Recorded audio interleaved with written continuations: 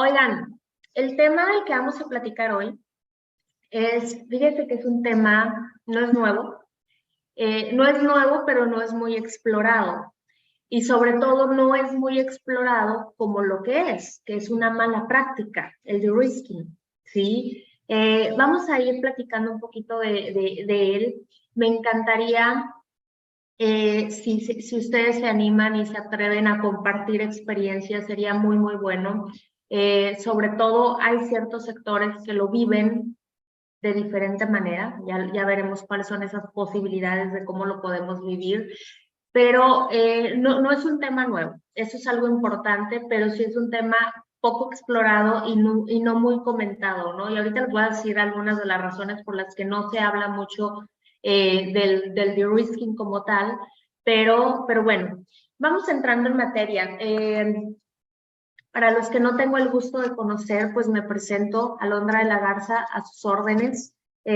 Soy asociada de Business Advisory Services, particularmente en la práctica de prevención de lavado de dinero dentro de Salle Science Grant Thornton. Tengo 16 años de experiencia en temas de prevención de lavado, casi 11 años dentro de la firma. Entonces, bueno, también platicaba con una colega que anda por aquí, de hecho, en el grupo. Le decía, bueno, es que también si yo quisiera elegir una profesión menos estresante, pues qué pena, no sé hacer otra cosa que no sea prevención de lavado de dinero. Entonces, pues tampoco podría ser algo más relajante porque no tengo esas habilidades, ¿no? Entonces, pues bueno, tengo ya algunos años dedicándome a este tema, tanto para el sistema financiero como los no financieros. Creo yo que me enfoco más en la parte financiera. Pero bueno, vamos empezando porque claramente si hablamos de de-risking, estamos hablando de riesgos. Solo para recordar, esta definición, pues ustedes la conocen perfecto, está en su disposición. Si estamos hablando de riesgos aquí, pues no me preocupan otra clase de riesgos más que el riesgo que ustedes previenen, que es el riesgo de ser utilizado, ¿verdad?, por tus clientes, por tus usuarios, ¿verdad?, para cometer o llevar a cabo operaciones con recursos de procedencia ilícita o en su defecto financiamiento al terrorismo. Hemos platicado ya en otros webinars, en otras sesiones, en otras oportunidades, que para que nos utilicen para lavar dinero no se requiere nuestra voluntad. Lo hemos comentado ya en bastantes ocasiones, el lavado de dinero no es un acto de voluntad. No es como de, ay, claro, yo oficial me voy a prestar, yo institución me voy a prestar. Hay quien lo hace, eso está clarísimo. Pero en la mayoría de los casos nos utilizan como medio y no nos damos cuenta. De hecho, todo el enfoque preventivo que nosotros tenemos en las disposiciones justamente busca evitar esa parte, ¿no?, de ser utilizados y de no darnos cuenta. El enfoque tan intenso que ha cobrado el tema de el mitigante capacitarnos tiene que ver con esto. Entre más capacitados estemos, menos fácil será que podamos ser utilizados para lavar dinero, ¿no? Por eso nuestra Comisión Nacional Bancaria de Valores emitió una guía donde dice que necesitamos entre 20 y 40 horas de capacitación, ¿no? Entonces, pues bueno, todo esto abona a evitar este riesgo, ¿no? A minimizarlo. No lo podemos evitar, perdónenme el comentario, a minimizarlo, a mantenerlo en un límite tolerable, ¿no? Entonces, cuando hablamos del riesgo de lavado de dinero, pues nos referimos a esto. Quiero que piensen de acuerdo a su experiencia, quiero que piensen de acuerdo a las entidades donde han trabajado y quiero que nos hagamos la siguiente pregunta. ¿Hemos incurrido en excesos, ¿sí?, para evitar el riesgo de lavado de dinero y de financiamiento del terrorismo? ¿Hemos caído en exageraciones? Quiero que lo vean desde dos escenarios. Ustedes, los que sean de la parte de cumplimiento, si hay directivos, si hay accionistas aquí, pues a lo mejor lo viven diferente, ¿no? Lo viven de, oye, pues es que me estás poniendo muchos controles, área de cumplimiento, y pues eso me frena la operación. ¿Creen ustedes que hemos incurrido en excesos? ¿Creen ustedes que estamos sobreregulados? ¿Sí? Digo, el si lo creemos o no, la parte de la sobreregulación, les voy a decir que no estamos sobreregulados, pero el si lo creemos o no, pues al final del día no nos va a quitar la carga. Pero sí es importante ponernos a analizar, ¿verdad?, si hemos caído en excesos. Quiero hacer también, voy a tomar comentarios que hemos hecho o que he hecho en otras sesiones, ¿verdad? Donde yo siempre les he dicho que nuestras obligaciones empezaron un poquito en desorden y ahorita vamos a platicar por qué. Pero bueno, si hemos incurrido en excesos o no, yo les puedo decir que en muchas ocasiones sí. Esos excesos obedecen a algunas razones de las que tengo aquí, que a lo mejor ustedes dirán, hay otras, claro, si hay otras, coméntenlas. Pero algunos de esos excesos en los que hemos caído es justamente por presiones de autoridades, de los supervisores, ¿sí? Que las detallaremos un poquito más, si me permiten, me voy a regresar un poco a esto para poderlas abordar más a detalle. Presiones de los propios socios, de los propios accionistas. Al final del día se ve que hay un socio accionista, escucha esto con atención, a veces le exigimos tanto a las áreas de cumplimiento, pero no les damos como todo el recurso, como todo el insumo que ellos ocupan, ¿no? Incluso la propia disposición, no sé si se acuerdan, que hubo una reforma interesante en las disposiciones y que se agregó una obligación al comité, porque acuérdense que en el comité está el director general y hay consejo de administración y directivos de lo más top, y que decía, oye, tú tienes que garantizar que el área de cumplimiento tenga todos los recursos que se ocupan, ¿sí? Y entonces, pues bueno, a lo mejor ahí podemos entender y justificar esta presión. Oye, te estoy dando todos los recursos que necesitas para tener un excelente cumplimiento. Bueno, pero esos excesos pueden provenir de las presiones que nuestros socios y accionistas nos imponen de nuestros directivos. Por supuesto, el pánico a las multas y a las sanciones IMA, que ya las hemos tenido, ¿sí? Claramente provocan que incurramos en excesos.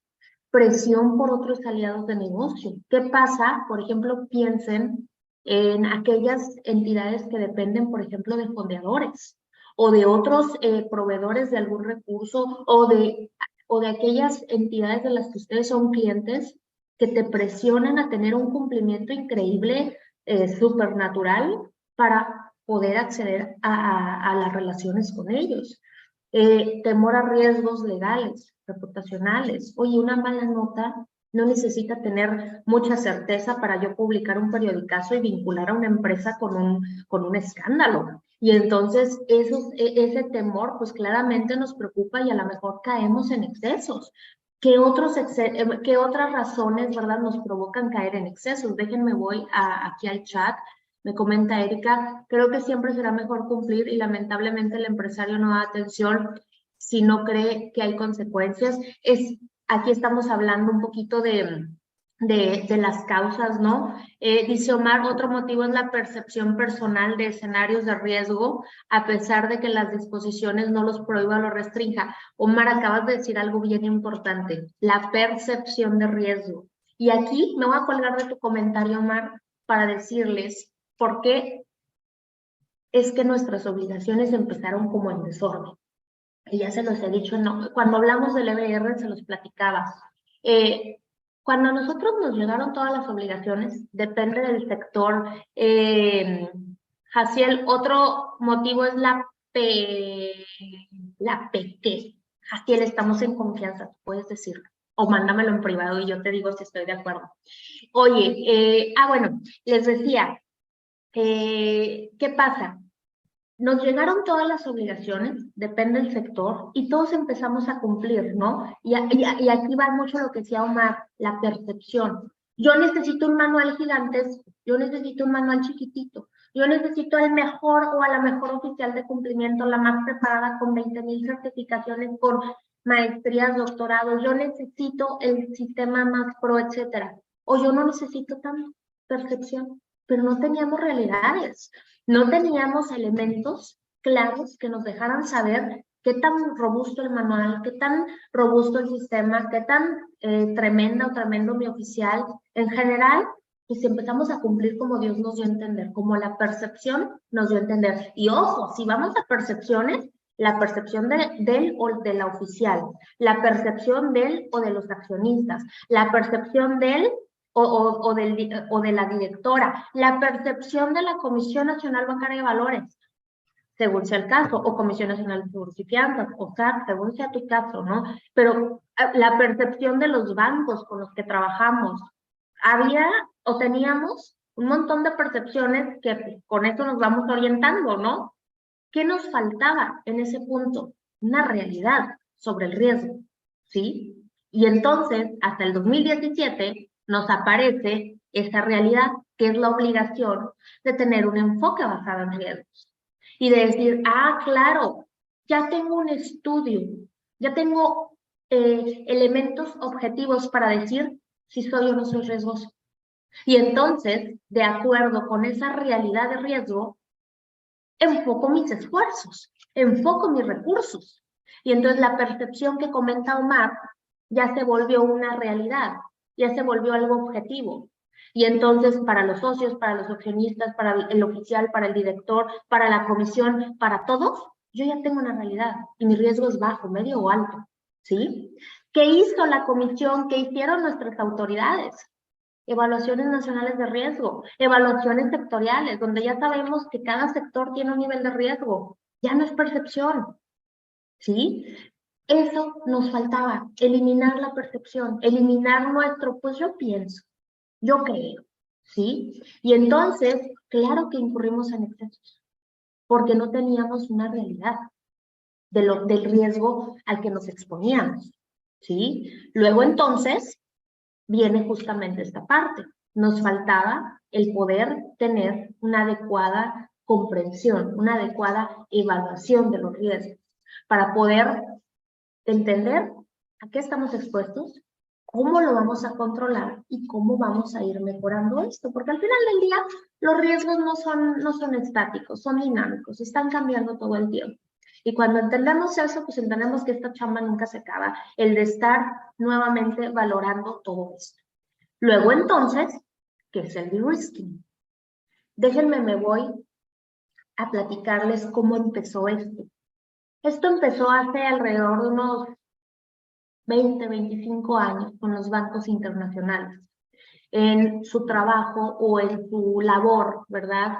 De tratar de tener toda la información de sus contrapartes, de sus corresponsales, ¿sí? Y entonces los bancos internacionales, por el temor, estos temores, ¿sí? Que platicamos, multas, sanciones, autoridades, etcétera, los bancos internacionales empezaron a tomar una política, que aquí va la definición, es una práctica del sistema financiero que busca eliminar el riesgo.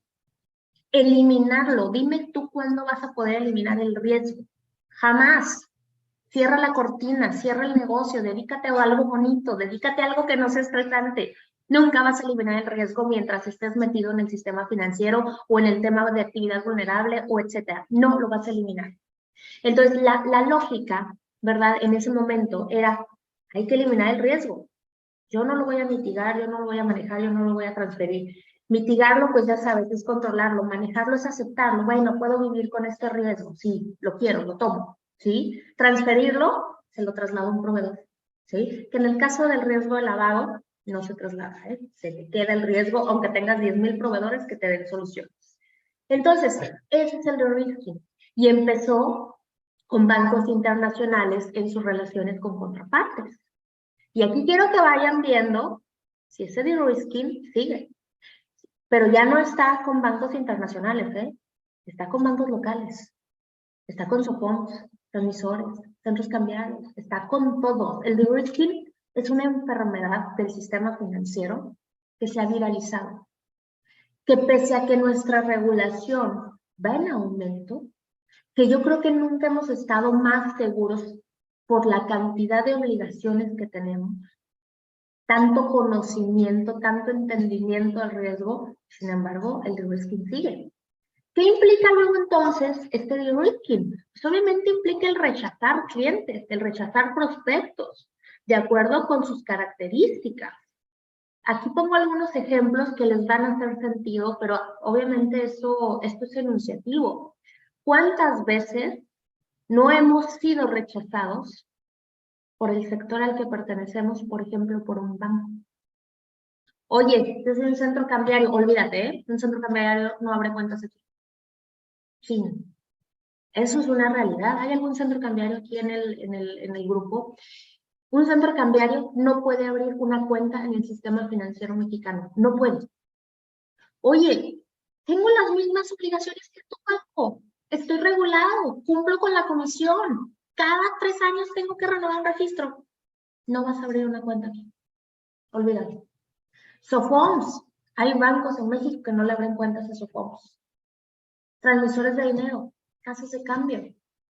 ¿Cuántos de ustedes no les han dicho, no te abro cuenta? ¿Cuántos de ustedes no les han dicho, muéstrame primero un informe y luego ver si te abro la cuenta? ¿Sí? El sector, una razón para discriminar.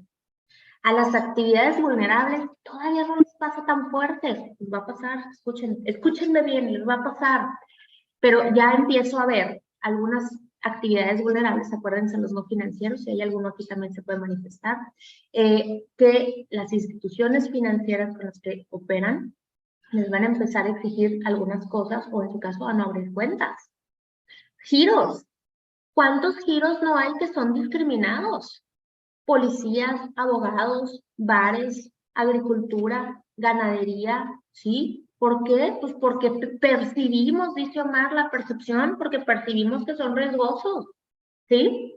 Oye, yo no acepto clientes de Sinaloa, de Jalisco, de Chihuahua. ¿Por qué? Oigan, yo soy de Chihuahua, ¿por qué? No soy de Ciudad Juárez, o sea, ¿por qué? No, yo soy de Juárez y no pertenezco a ningún cártel, ni estoy haciendo nada malo, pero me han dicho que no. Han dicho que no. Conozco, soy auditora.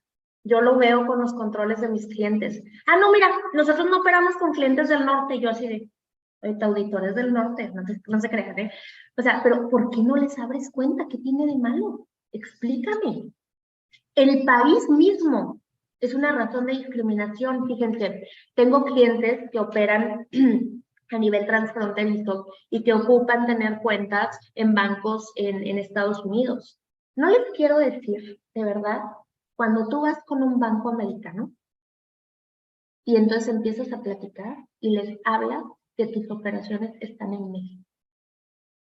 El ejecutivo es, México, híjole, y empieza la pesadilla. Si es que te van a abrir la puerta. El país es una razón de discriminación. Es una razón para que te apliquen de risking. Hay desde Colombia, y lo de Colombia ya es por historia, ¿eh? Porque Colombia tiene unos sistemas antilavado fenomenales, pero por ahí dicen que crea fama y échate a dormir, ¿no? Y Colombia se creó su fama hace años, y así otros muchos países. Híjole, operas con efectivo, pero ¿qué tiene mal el efectivo? Si está justificado por el negocio, si está justificado por la actividad, y además déjenme les digo una cosa, vean las tipologías de lavado, el efectivo está al principio, el grueso de las transacciones de lavado de dinero no son en efectivo, son con transferencias, son con cheques, son con otras cosas, el efectivo está al inicio. Ah, no, pero operas con efectivo, no puedo trabajar contigo. ¿Cuántos no me dicen, sabes qué, Alondra, yo no opero con PEPs? Ya, con eso estoy libre de riesgo, yo no trabajo con PEPs. Edad, sexo, la nacionalidad, entre muchas otras razones, ¿verdad? Que nos topamos donde se aplica el riesgo. Si tú tienes o cumples con tal o cual característica, elimino el riesgo, la creencia, ¿no? De que se elimina el riesgo. Déjenme, voy al chat por si hay algo que abonar aquí. Pero podemos reducir el riesgo. Erika, ahorita vamos a eso. Hacia el norte, es una mala definición del perfil de riesgo por parte de las instituciones. Exacto. Entonces, esto es lo que nos topamos. Ahora, yo les pregunto, ¿qué han sido ustedes? ¿Víctimas o victimarios del de-risking? ¿Aplicas de-risking en tu entidad? ¿Haces alguna de estas cosas que yo te acabo de platicar? Ah, no, yo no trabajo con PEPs. Ah, no, yo no trabajo con, o te lo han hecho, ¿sí? Fíjense, el de-risking justamente, y aquí viene un poco lo que comentan en el chat, es un efecto no deseado de una mala interpretación o de una mala implementación de las recomendaciones del Gafi, ¿sí? Que al final del día, cuando empezó a nivel internacional, lo veíamos así, oye, es que es una mala interpretación de lo que nos dicen las recomendaciones del Gafi, una mala interpretación de cómo debemos cumplir con las disposiciones. Si ustedes se fijan, no hay nada en las disposiciones, salvo obviamente excluyo el tema de bloqueados, que te digan que no debes de trabajar con tal o cual. Sí, excluye el tener bloqueados, por supuesto. Pero de ahí en más, no, te dice cómo debes de tratar un PEP, pero no te dice que no trabajes con un PEP, ¿sí? El endurecimiento, por supuesto, de la regulación, obviamente, incrementa las labores de debida diligencia, incrementa las labores de monitoreo. Esto implica los sistemas automatizados, el screening en listas, los procesos internos que ustedes llevan a cabo, visitas domiciliarias, etcétera, que ha provocado esto también menos rentabilidad. Díganme ustedes si no les ha tocado estar en alguna junta con sus directivos o si ustedes son los directivos donde dice, ¿sabes qué? Es poco negocio el que me ofrece este tipo de clientes y es mucho el riesgo. Y entonces gasto más en tratar de conocerlo, en visitarlo, en los monitoreos, etcétera. Mejor no trabajo con él. Esa es una causa también importante del de-risk. ¿Sí? El que por tal nivel de regulación, ¿verdad? O por la mala interpretación de lo que tenemos que hacer, pues se traduce en poca rentabilidad para las instituciones. Entonces, quizá, solo quizá, no estamos enfocando adecuadamente los recursos. Por eso les decía yo, la percepción aquí no debe de existir, se tiene que eliminar por completo. Luego, entonces, hemos sido víctimas o victimarios. Hemos estado en la posición de desechar, de rechazar, de no querer trabajar con alguien, o nos lo han hecho, ¿sí? Fíjense que el de-risking atraviesa a las entidades financieras y a las actividades vulnerables. O sea, ¿qué quiero decir con esto? Yo he visto muchos casos donde llega a las personas físicas, permítanme explicarme.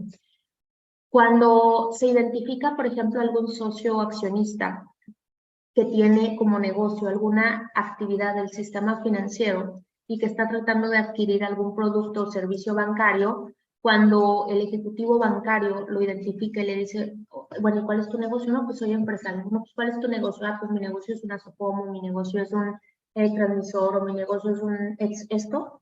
No me les quieren abrir cuentas. Oye, o sea, ¿en dónde dice que no puedes tener ese tipo de negocio?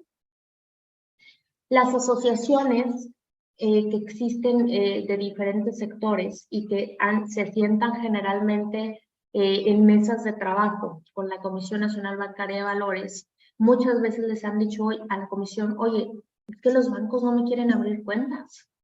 La respuesta de la comisión es real, o sea, lo que contestan es cierto, no tiene nada que ver, esto es un acuerdo entre particulares. Tú decides a quién le abres la puerta de tu casa o no, ¿sí? Yo no puedo obligar y yo no he obligado al banco, número uno, a que no te abra cuentas y número dos, tampoco lo puedo obligar a que te las abra, ¿sí?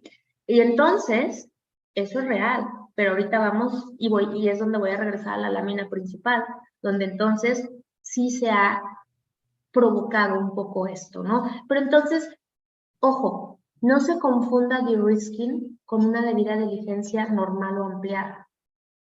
Es decir, si en la labor de conocerte mejor te piden más información, eso no es de-risking, al contrario, te quieren conocer para poder operar contigo.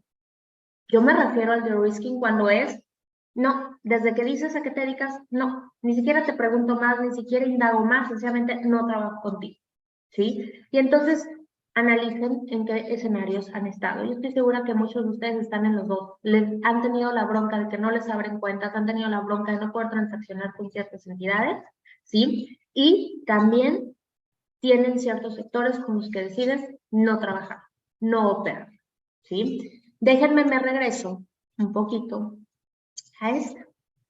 Una vez que entendemos qué es el de-risking, cómo hemos más o menos caído en esos puntos, ahí les va, ¿sí? Y esto es un todo. Tiene que ver con nosotros como entidades financieras, tiene que ver con nosotros como áreas de cumplimiento, directivos, pero también tiene que ver con la autoridad. La autoridad, y aquí hablo de nuestros supervisores, no solo en México, en el mundo, en el mundo. No te prohíbo con quién trabajar, pero, ay, ¿por qué tienes casas de cambio como clientes? A ver, vamos a revisarlos, a ver esto, y chin, te caen las multas y sanciones por algo, alguna falla dentro del proceso, que ahorita voy a la parte de las fallas en el proceso. El punto es que no nos dicen que no, pero sí nos señalan por trabajar con ellos. Híjole, no es que no debas de operar con PEPs, pero ¿tienes a todos estos PEPs operando contigo? Ay, ¿y qué haces? Y empieza como otra vez a meter el dedo y a indagar y algo nos van a encontrar. Algo no hacemos del todo bien. Entonces están ese tipo de presiones que, quieras o no, nos hacen caer en el de-risking y decimos, mira, ¿sabes qué? Ya tuve un escenario donde me visitó la autoridad y ¿sabes qué? Prefiero no trabajar con ellos. O ¿sabes qué? Los bancos con los que opero me preguntaron si trabajo con PEPs y cuando les dije que sí, me dijeron que no, que tengo que dejar de trabajar con ellos si quiero, ¿verdad? Tener la relación. Entonces ya no. Oye, los bancos con los que opero me dicen que no debo tener operaciones en efectivo. Entonces, pues bueno, todos los clientes con los que operamos en efectivo, bye. Y entonces, muchas veces el de-risking del que nos quejamos lo provocamos nosotros. Quiero que lo entiendan a nivel macro.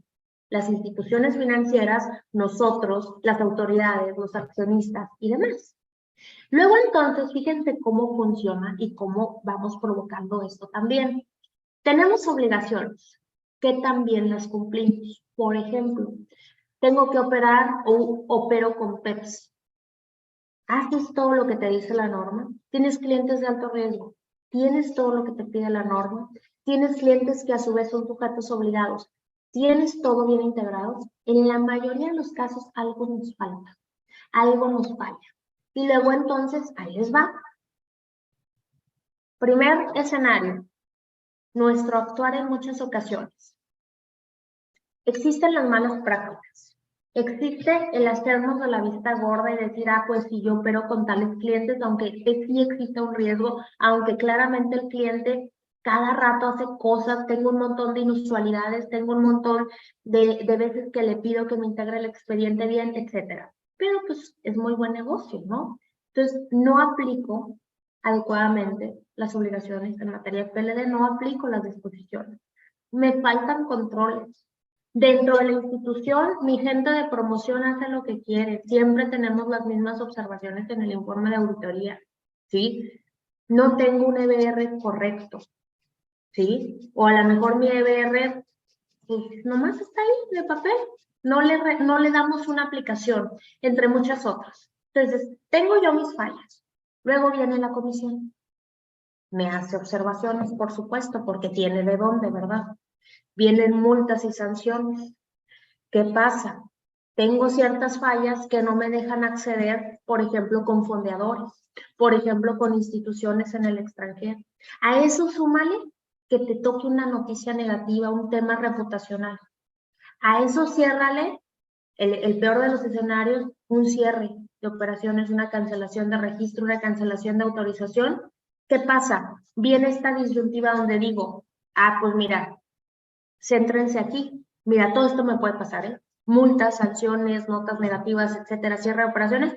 ¿Qué hago? ¿Aplico de-risking o gestiono el riesgo? No, pues mejor aplico el risking y ya no trabajo con esos que me provocan problemas. Ojo, tu problema no lo provoca el cliente con el que operas. Está antes. Está en la aplicación de las disposiciones, está en tus controles, está en la cultura de cumplimiento, está en la parte del EBR. Lo demás va a funcionar bien si tienes bien tus procesos, tus controles. Pero la lógica, lo que hacemos es decir, no, mejor evito el riesgo. El riesgo no lo vas a evitar. Y la mala noticia es que si nuestros controles no son buenos, evitas ciertos riesgos con el de-risking, pero se queda ahí el riesgo fuertísimo de que por esos malos controles, ¿sí? El riesgo de lavado, el riesgo de sanciones, el riesgo de multas, el riesgo de notas no buenas, se materialice. Entonces no es una solución. Pensamos que es una solución, pero en realidad no lo es. Entonces, si se fijan, es una decisión incorrecta. Les voy a platicar, por ejemplo, qué son las labores de debida diligencia, debido conocimiento del cliente, Lilia. ¿Qué pasa? Muchas veces en las auditorías, pues salen las observaciones, ¿no? Digo, ahorita que andamos frescos de las auditorías. Salen las observaciones y entonces, por ejemplo, híjole, tengo, no sé, 20 expedientes que les falta algo. Y siempre la pregunta es, ¿qué está fallando? ¿Será que mis documentos para identificar al cliente no son correctos? ¿Será que mi sistema le falta? ¿Será que mi manual no es suficiente? Y déjenme les digo, a veces no entendemos que la falla, por ejemplo, hablaré de un escenario, no es ni tu sistema, no es ni tu manual, no son ni tus formatos, es a lo mejor tu gente de front office, es la gente que está tratando con el cliente. ¿Por qué? Puede haber dos razones. Una, desconocimiento, falta de capacitación, y la otra es que no le interese. Sencillamente que se brinquen tus propios controles por una falta de cultura y digan, no, yo no le voy a pedir eso al cliente y miran, no pasa nada si no lo pongo, si no integro el dato. Y entonces terminas aplicando de-risking por algo que debes de resolver, que es un problema real, que es que tu gente no está haciendo lo que tú ocupas. Y así en otros escenarios el problema puede ser tu sistema o el manual, pero a lo que voy es, tratamos de solucionar falta de aplicación o correcta aplicación de controles con un evitar el riesgo, siendo que jamás lo vas a evitar, ¿sí? Entonces, aquí la lógica no sería aplicar de risk, ¿sí? Aquí lo que nosotros tenemos que hacer es buscar cómo solucionar eso que me está provocando un riesgo. Ahora, el de-risking tiene consecuencias negativas, véanlo a nivel macro. Por supuesto, no abona a la inclusión financiera. Todos esos clientes a los que tú les cierras la puerta, a los que les dices, no, yo no trabajo contigo, ¿a dónde van a ir? ¿Sí? Limita las transacciones a nivel transnacional. Todas esas conductas de los bancos transnacionales de cerrarnos la puerta porque somos mexicanos, porque operamos en México, limitan las transacciones a nivel transnacional. Quiero que vean que esto tiene una repercusión económica. Limita, por supuesto, el acceso de determinadas personas, ¿verdad?, al sistema financiero formal, y entonces fomenta el mercado negro financiero. Y entonces fomenta que nos topemos a un montón de ampones. ¿Alguien quiere participar? Creo que no. Fomenta que surjan un montón de ampones, ¿verdad?, que andan por ahí ofreciendo servicios financieros y nada más estafando a la gente, porque a la gente y a las empresas, porque obviamente esas personas físicas o morales que no encuentran, ¿verdad?, dónde acceder a servicios financieros, van a buscarle. Y desafortunadamente, pues ahí van a estar muchos esperándolos. ¿Cuántas, digo, no está el foro para platicar de ello, pero cuántas veces no lo hemos visto empresas, ¿verdad?, que cometen acciones fraudulentas y estafan y desfalcan a clientes? ¿Por qué? Porque esos clientes batallaron o no pudieron incorporarse a lo mejor al sistema financiero formal, que eres tú. ¿Por qué? Porque nosotros a lo mejor tenemos estas acciones, ¿no? Estos controles o estas medidas negativas donde decimos, no, yo no trabajo contigo, ¿sí? Entonces, si lo vemos a nivel macro, entre muchas otras, ¿no?, consecuencias negativas, pero si lo vemos a nivel macro, esta conducta de yo no trabajo contigo puede provocar problemas económicos fuertes. Entonces, derivado de esto, repitan conmigo, el de-risking no es gestión de riesgos. El que dice yo estoy blindado porque no trabajo con tal o cual, no es gestión de riesgos y tampoco estás blindado. Yo me topo, híjole, muchísimos que me dicen, es que yo solo Friends and Family, yo no le abro la puerta a alguien a otro tipo de sectores, o yo no le abro la puerta al que maneja efectivo, etcétera.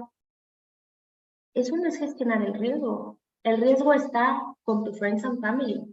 El riesgo existe, no lo estás eliminando. Y si no tienes controles para tu Friends and Family, híjole, te tengo malas noticias. Se te puede materializar y se te puede materializar feo.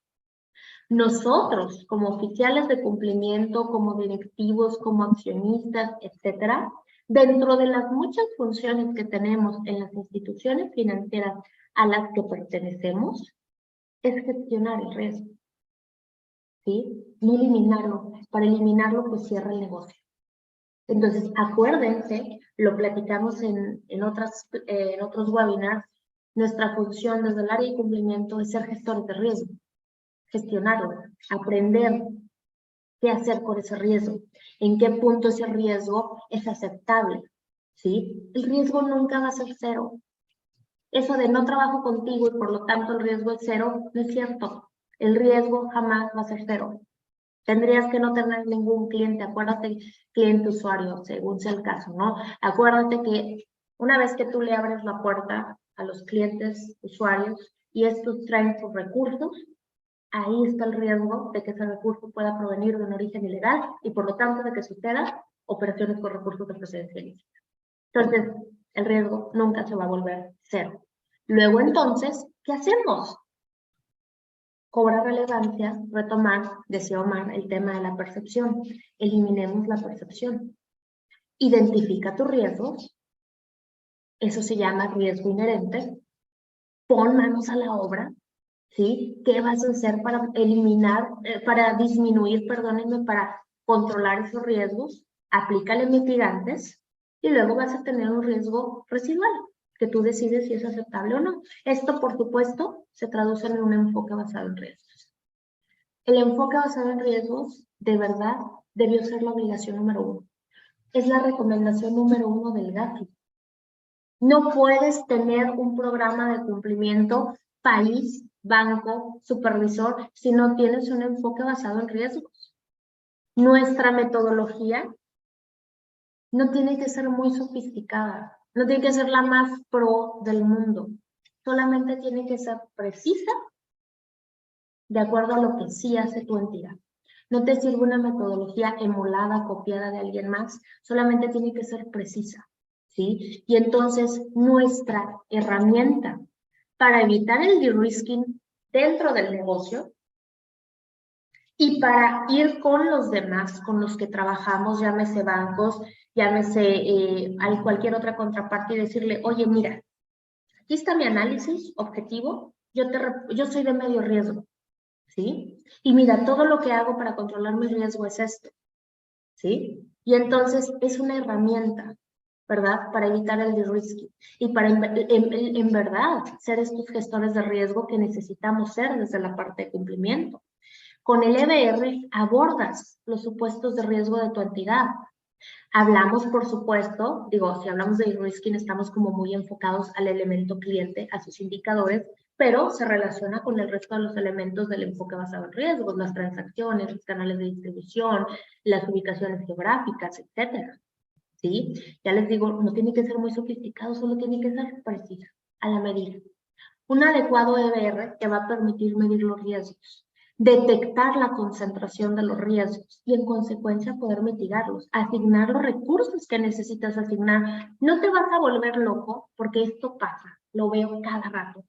Es que mira, todos estos controles los tengo para mis clientes PEPS. Ok, ¿cuántos clientes PEPS tienes?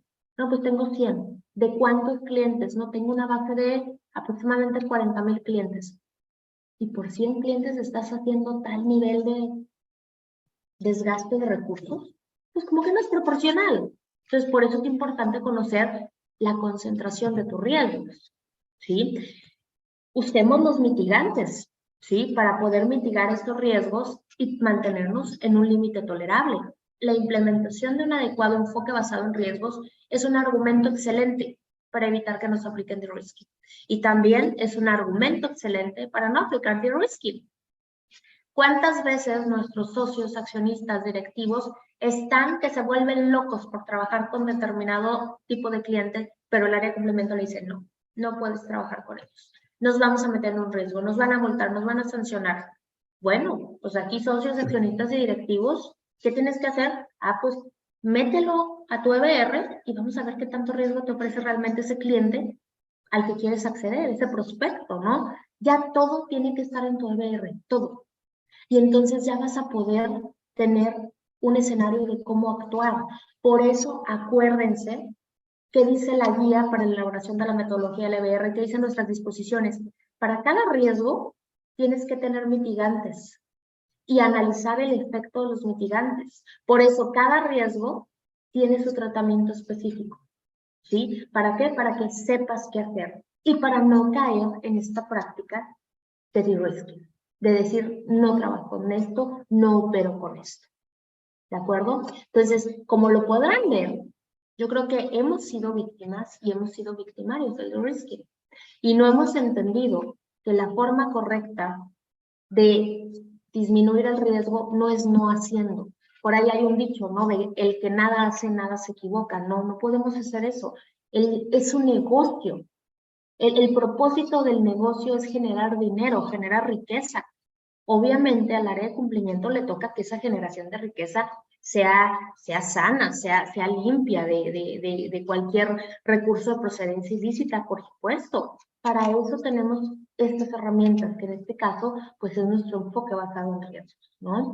Entonces, a manera de conclusión, para retomar este ciclo de webinars que habíamos puesto en pausa por el tema de las auditorías en materia de prevención de lavado de dinero, no apliques de-risking. ¿Cómo aplicar de-risking en la organización? No, no lo apliques.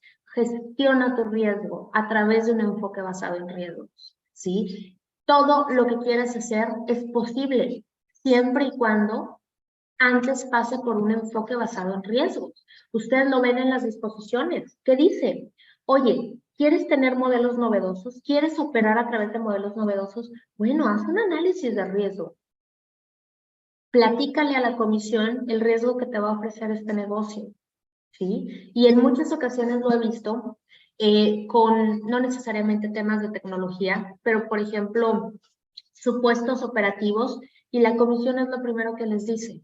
Ok, muéstrame el análisis de riesgo para poder entenderlo. Obviamente quiero conocer el ciclo, el proceso de cómo va a funcionar lo que quieres hacer, el negocio que quieres llevar a cabo, pero muéstrame también tu análisis de riesgo. Si ha funcionado este DIR, ¿verdad?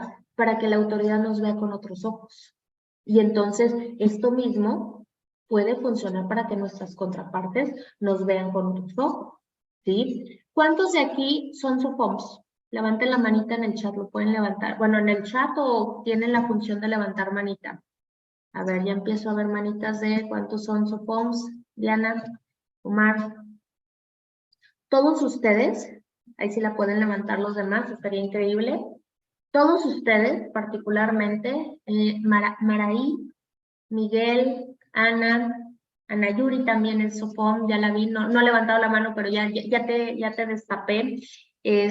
Todos ustedes, ¿se acuerdan cuando los bancos les decían, si no me traes un informe de fulano, sutano o mengano, no te abro cuentas?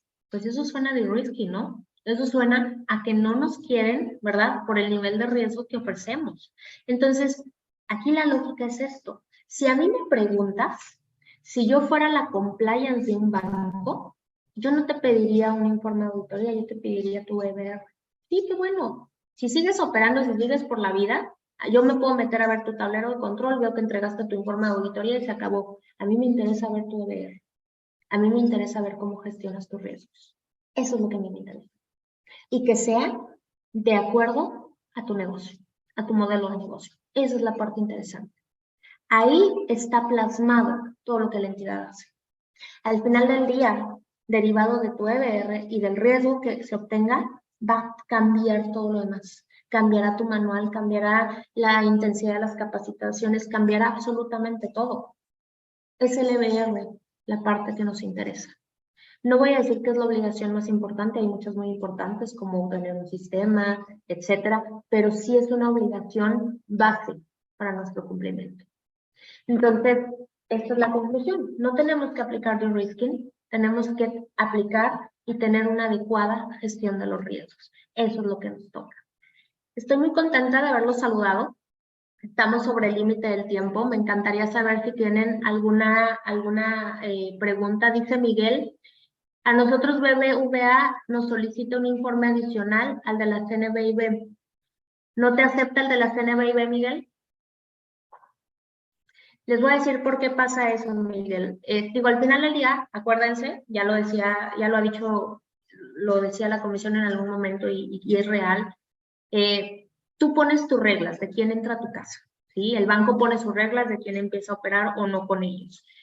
Te voy a decir por qué creo, no lo sé, Miguel, me dices si estoy equivocada.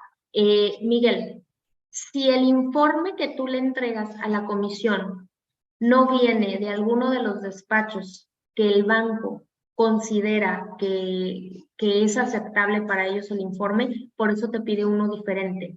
Ejemplo, vamos a suponer que tu informe es del despacho A y no está en la lista de los que el banco tiene como autorizados, por eso te pide otro informe.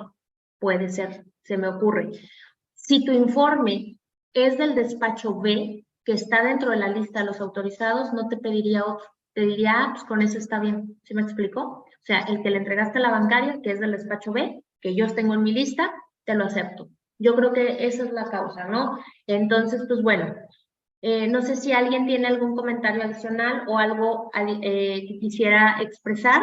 De lo contrario, es correcto, sí, Miguel. Tiene sus despachos y pues bueno, cualquier duda, cualquier comentario, yo estoy siempre a la orden. Los invito, aprovecho, vamos a tener nuestro curso de preparación para la certificación ante la comisión. En mayo empezamos, ¿sí? Por ahí en el chat está la liga donde está este evento, que es el curso de certificación y los siguientes webinars que vamos a tener. Les agradezco mucho su tiempo, mucho su atención. Les deseo muy, muy feliz viernes, que se la pasen increíble y me da gusto estar aquí de vuelta después de la temporada de auditorías. Todavía no me repongo, sigo ojerosa después de tanta friega que es tanto para ustedes como para nosotros el pasar por este trago. Les mando un abrazo y que tengan muy bonito fin de semana. Hasta luego. Y con gusto, ya saben, siempre les comparto la presentación. Que estén muy bien. Bonito fin. Bye, bye.